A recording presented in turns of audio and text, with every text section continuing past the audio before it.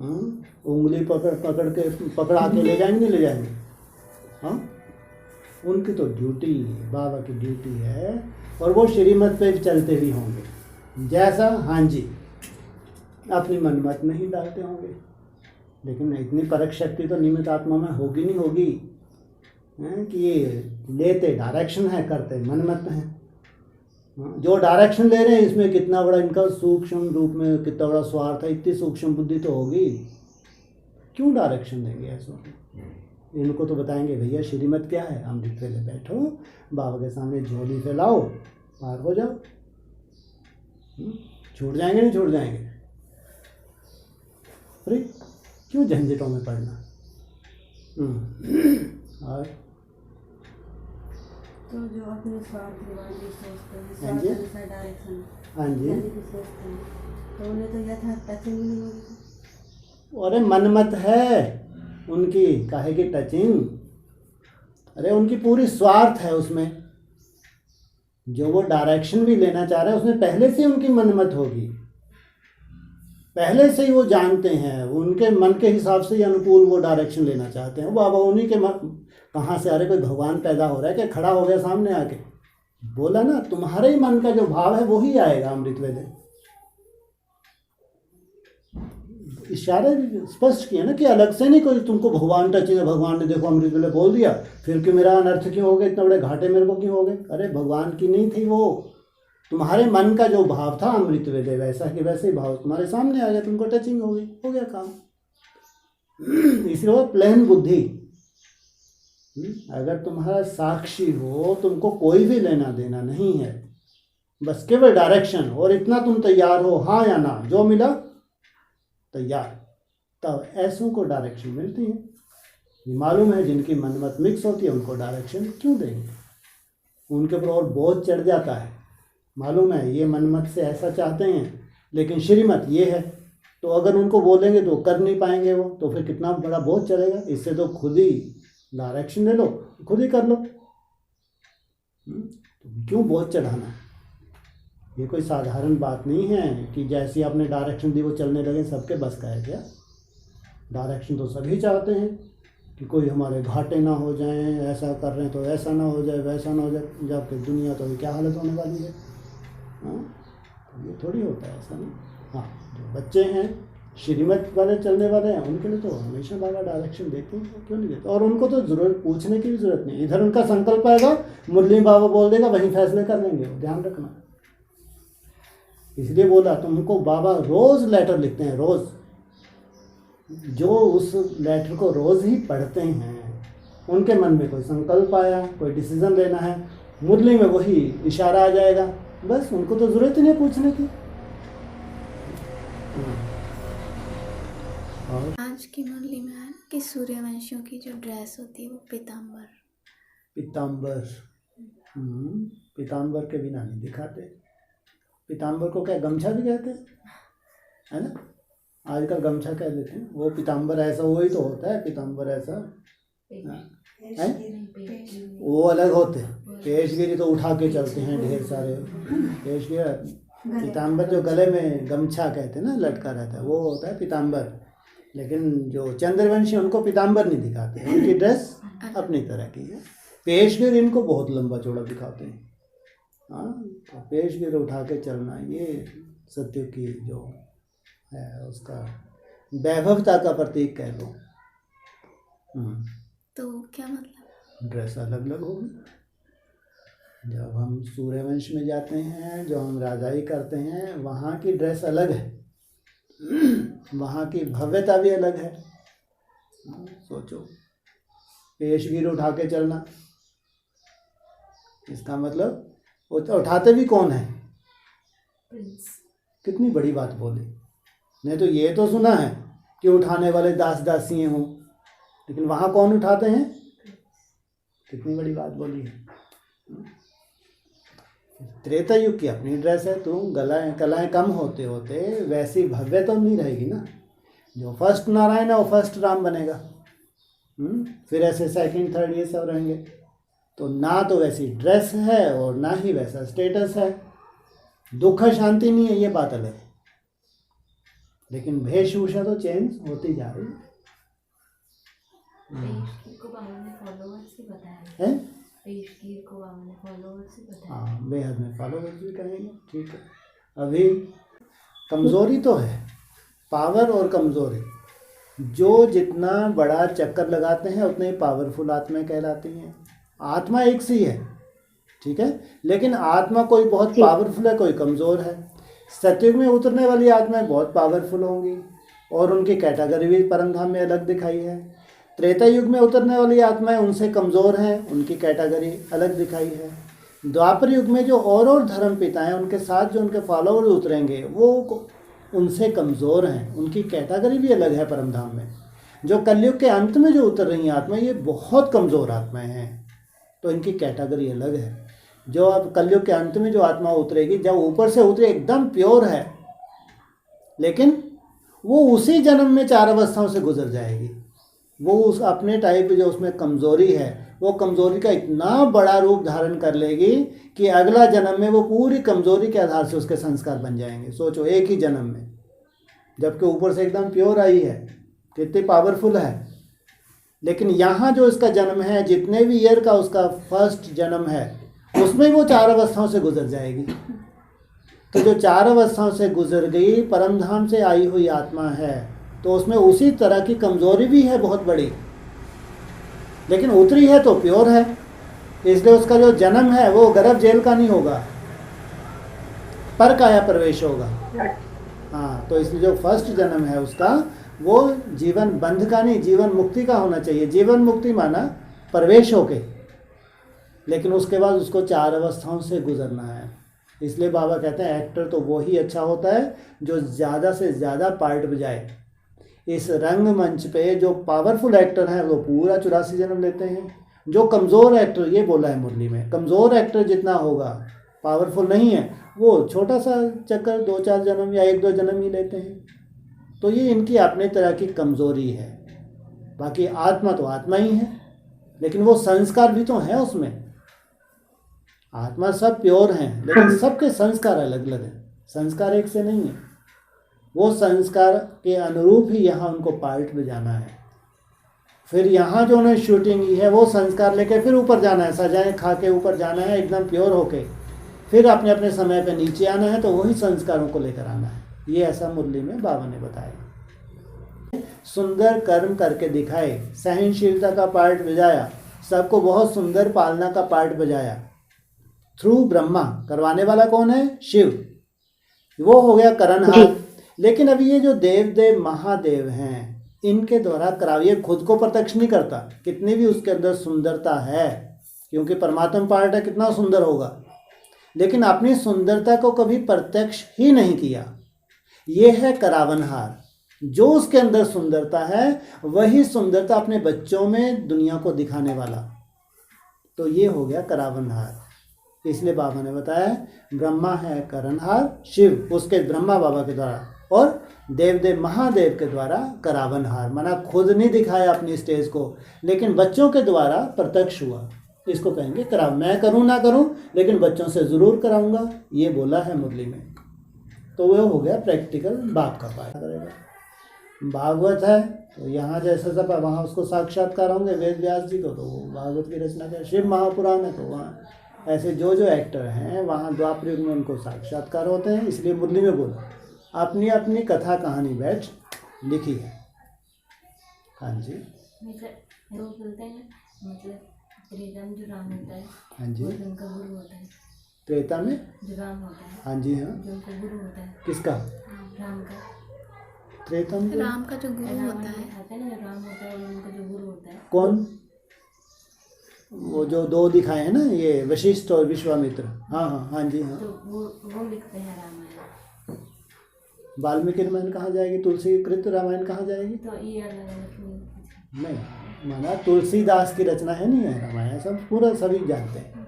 2 रामायण के हैं, एक तो तुलसीदास की लिखी हुई है और एक वाल्मीकि की लिखी है। वाल्मीकि की रामायण बहुत पुरानी है और तुलसीदास ने 500 वर्ष पहले हुए।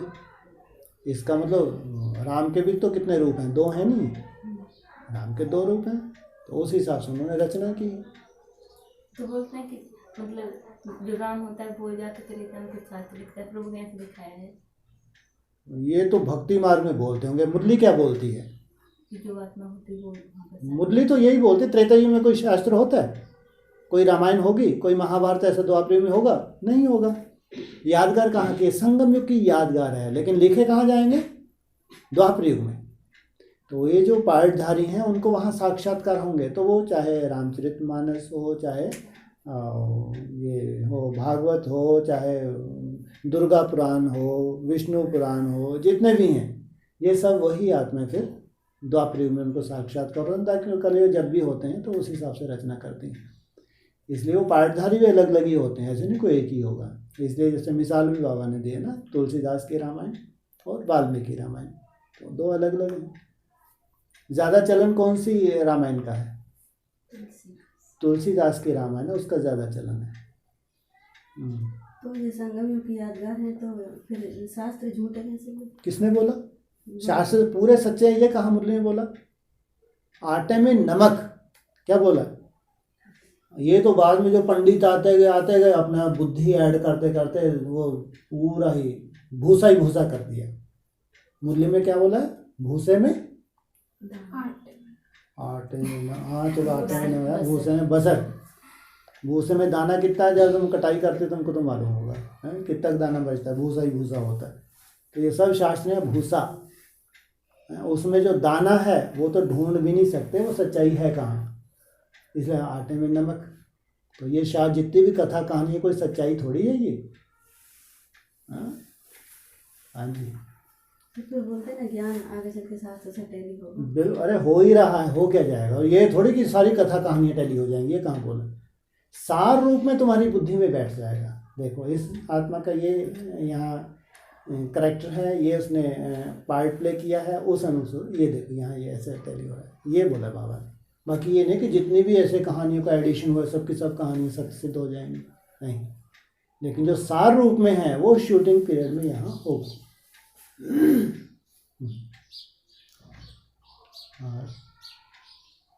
जैसा अब एक बार बता रहे थे ना कि वो सुखदेव मुनि, हाँ जी, 10-12 साल संन्यास ले लेते हैं।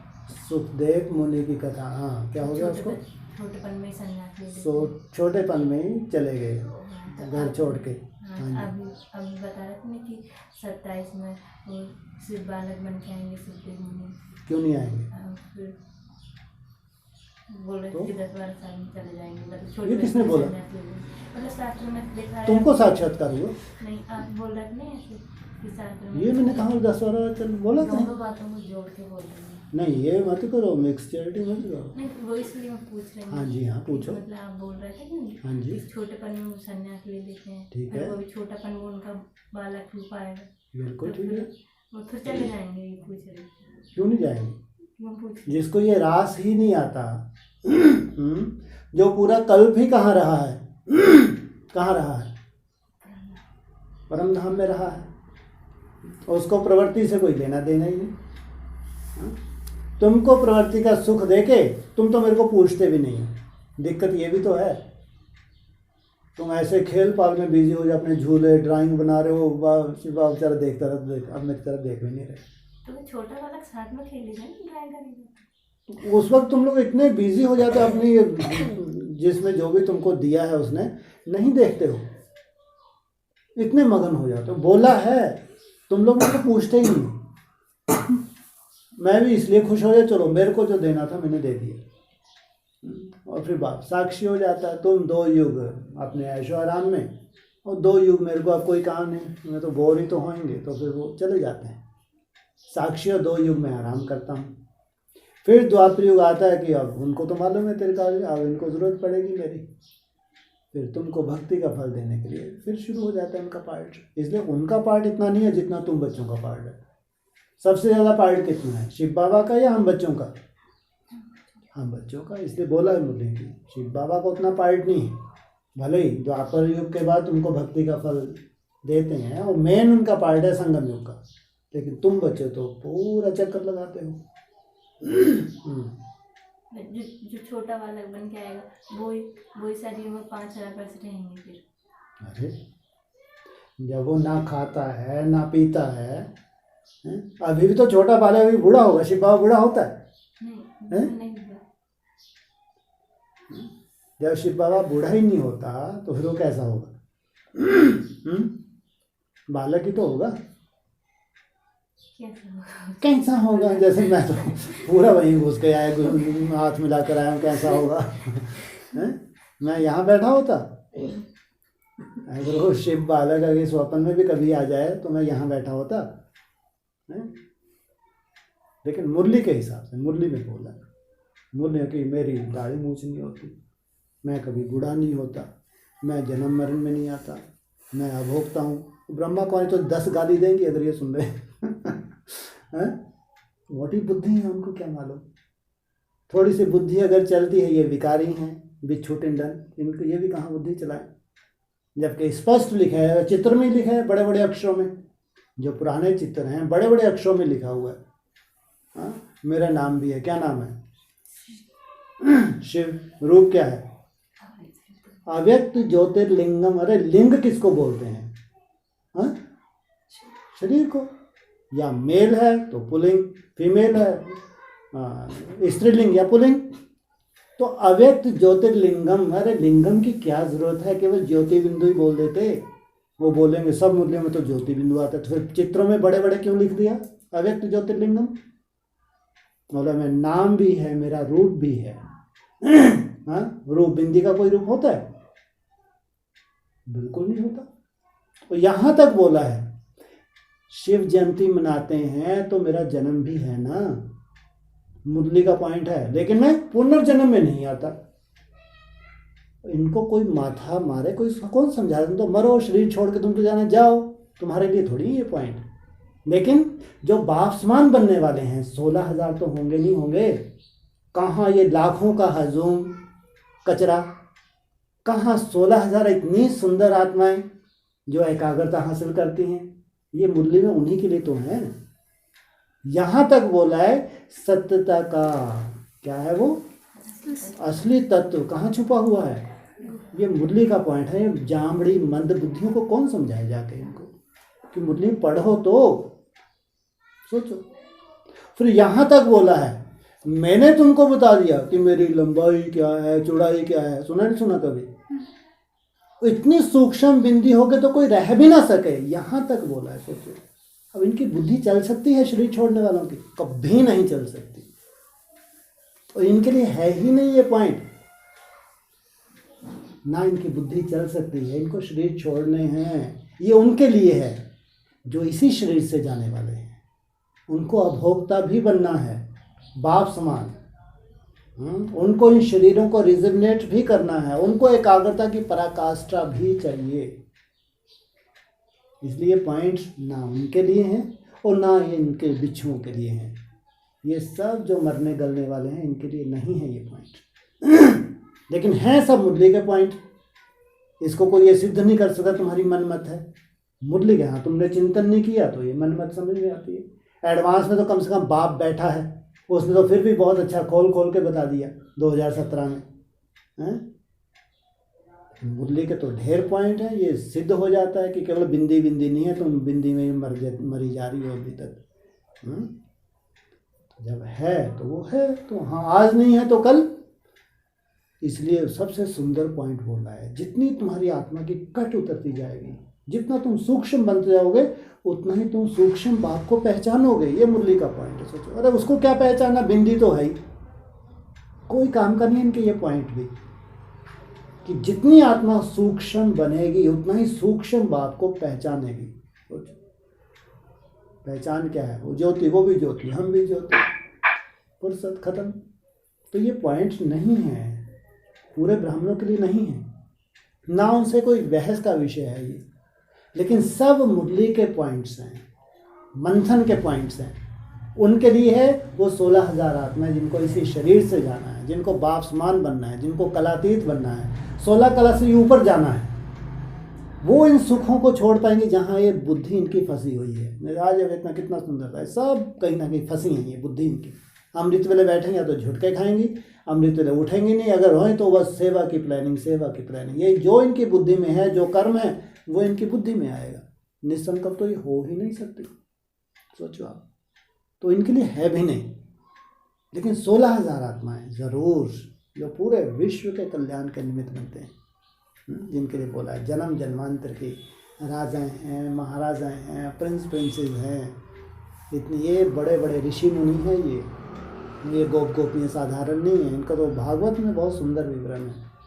हाँ, इन्होंने तो बहुत सुंदर, जैसे कि भगवान ने इनसे प्रॉमिस किया था, वो इन्होंने भी प्रॉमिस करवाया कि जब आप इस धरा पे आओगे साधारण रूप में तो हमको आपके साथ पार्ट प्ले करना है।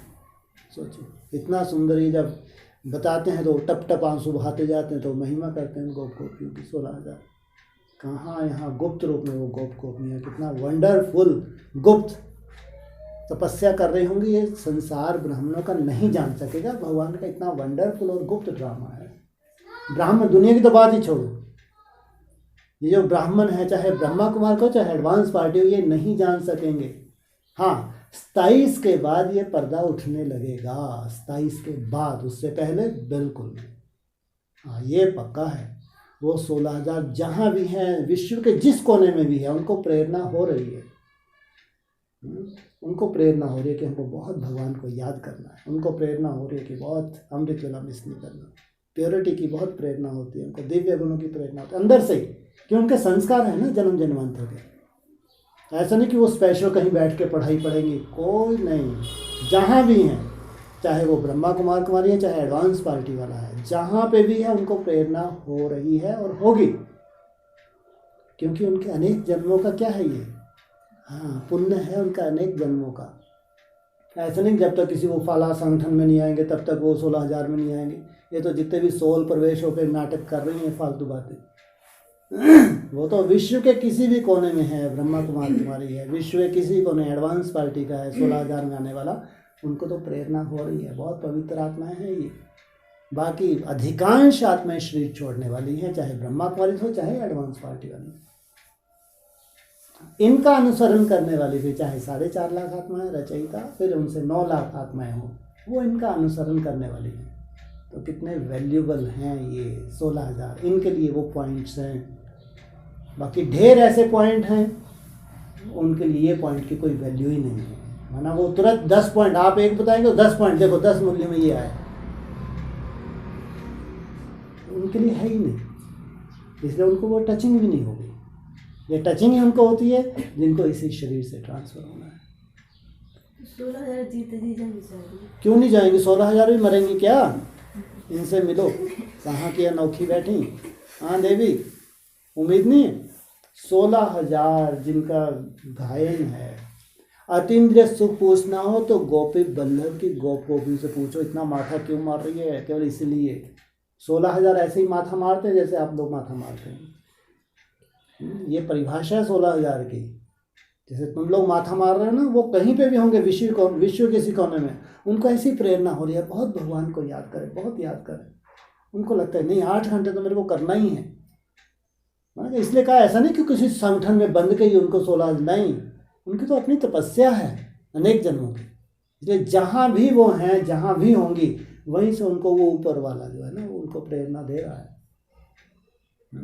वो पहले सैंपल तैयार होंगे 37 तक, कहेंगे पूरी राजधानी स्थापन हो गई। 108 की तो बात छोड़ो, पूरी राजधानी तभी कहेंगे जब 16,000 आत्माएं संपूर्ण निश्चय बुद्धि स्वयं के प्रति, बाप के प्रति निश्चय बुद्धि होना कोई बड़ी बात नहीं है, ड्रामा के प्रति निश्चय बुद्धि होना वो भी कोई बड़ी बात नहीं, ब्राह्मण परिवार के प्रति वो भी कोई बड़ी बात नहीं, लेकिन स्वयं के प्रति निश्चय बुद्धि होना ये है सबसे बड़ी बात। ये 16,000 आत्माएं 37 तक स्वयं के प्रति भी निश्चय बुद्धि हो जाती, राजधानी स्थापना हो गई। तो फिर बाबा जैसे क्यों बोलते 16,000 से तो साहूकार में आना अच्छा, वो 16,000 ये नहीं, हाँ वो 16,000 समर्पित तो हो गए, बुद्धि घरों में लगी है तो उसको उनको बाबा समर्पित मानता है। हाँ, ऐसी कितनी बहनें होंगी एडवांस में भी समर्पित होंगी, जैसे कि फंस गई, बुद्धि उनके घर में है, लड़ना झगड़ना, उनका भी पेपर लेती हैं जो थोड़ा बहुत याद कर रही हैं, जो अमृत वेला उनको टोच रही हैं, हठ योगी हो तुम, ये है वो है। तो ये है क्या जन्म जन्मांतर की। हाँ, इनसे तो अच्छा है साहूकार प्रजा में आ जाना। मना समर्पित हैं, चाहे ब्रह्मा कौन है चाहे एडवांस वाली हो। करना धरना नहीं है, दूसरों को टोचना है। जो याद कर रहे हैं उनको याद तक ना करने देंगे। सफ़ेद ड्रेस पहन लिया, अब छोड़ नहीं सकते, रहना इनको सेंटर में ही है। ये 16,000 में इनकी शक्लें हैं। ऐसी समर्पित कितनी होंगी सोचो। 16,000 तो कुछ भी नहीं है अगर ऐसे समर्पित के लिसनर्स पता नहीं कितनी डे, जबकि इनमें समर्पित में तो गृहस्थी भी होंगे। सोचो आप, ऐसे समर्पण की कितनी बड़ी लिस्ट हो जाएगी, जबकि गृहस्थी भी इतने निश्चय बुद्धि होंगे जो 16,000 में आने वाले हैं। इसलिए हुआ 16,000 में आने से अच्छा तो साहूकार प्रजा में आना। तुमको अगर समर्पण का ही बहुत नशा है कि मैं तो 16,000 में हूँ, अरे इससे तो अच्छा तुम बाहर रह के धन वन लगा लो, मरना तो तुमको है ही। हाँ, तो 16,000 आत्मा तो इसी शरीर से, उनकी परिभाषा अलग है। वो तो जन्म जन्मांतर की तपस्वी आत्माएं हैं, इसलिए उनके लिए तो टाइटल कौन सा दिया लास्ट में, प्रिंस प्रिंसेस। ये कोई कोई के प्रिंस प्रिंसेस, हाँ, लास्ट में थोड़ा बहुत प्रिंस प्रिंस तो प्रजा में चले जाएं। समर्पित होने के बाद भी वो नहीं किया जो करना चाहिए, बुद्धि घरों में लगी रही, इधर उधर लगी रही, तो शूटिंग कौन सी हुई। शूटिंग शरीर से नहीं होती है, शूटिंग किससे होती है, संगम पे मन बुद्धि से शूटिंग होती। रहें बाप के घर में, बुद्धि बाहर, तो समर्पित हैं तो जन्म मिलेगा नहीं मिलेगा प्रिंस प्रिंसेस का। और दूसरे अनेक जन्मों की शूटिंग कौन सी हो जाएगी, प्रजा में चले जाएंगे। इनसे तो अच्छा बाहर रह के जिसने धन लगा दिया, वो तो ऐसे बड़े बड़े साहूकार राजाओं से कम नहीं और बैठते, वो ढेर सारे नौकर नौकरानियाँ जैसे राजाओं के पास ऐसे उनके पास भी। इसलिए मुरली ने बोला इनसे तो अच्छा वो हैं जो बाहर रह के भी धन लगा देते हैं।